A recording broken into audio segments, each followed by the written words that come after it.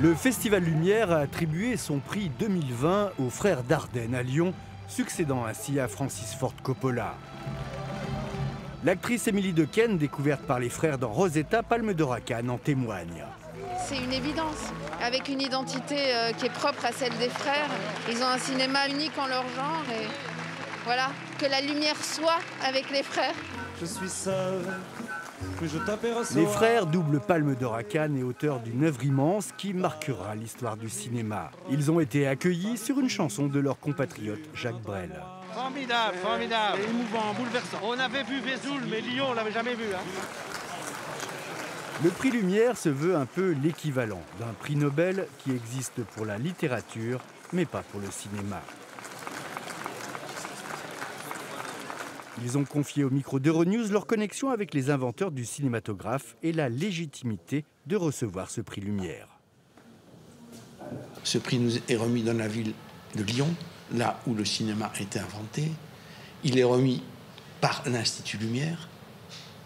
Et puis, les Lumières étant deux frères, c'est un petit plus pour nous, nous sommes aussi deux frères. Donc on ne peut pas s'empêcher, quoi qu'on puisse penser par ailleurs, qu'il y a une espèce de petite filiation entre ces frères Lumière et nous.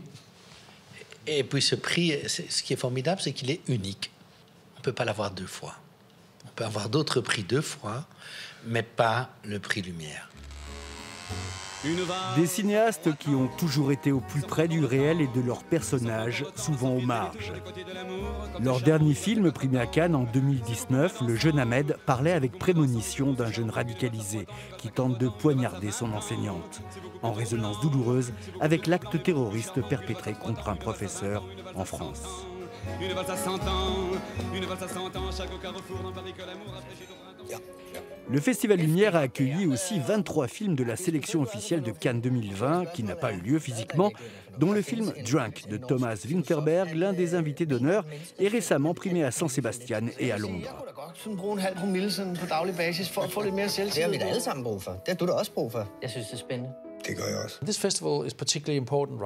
Ce festival est particulièrement important en ce moment, parce que les gens se réfugient dans leur canapé. Et Thierry Frémaux se bat pour faire revenir les gens dans les salles, pour cette expérience collective dans l'obscurité. Et ça ne pourrait pas avoir plus de sens que de faire ça ici, dans cette ville des Lumières où tout a commencé.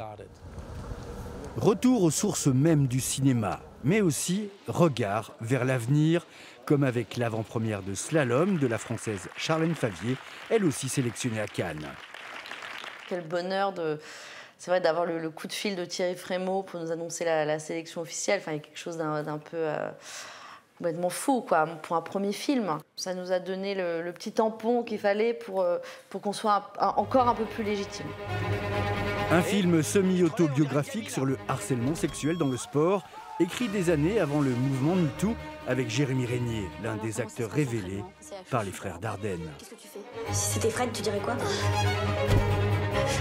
Tu vois pas qu'il nous regarde? T'as parlé à quelqu'un. Et comme de tradition, les Dardenne ont aussi tourné à l'endroit même du premier film des frères Lumière, leur sortie d'usine, avec Rosetta, sur le porte-bagages d'une mobilette.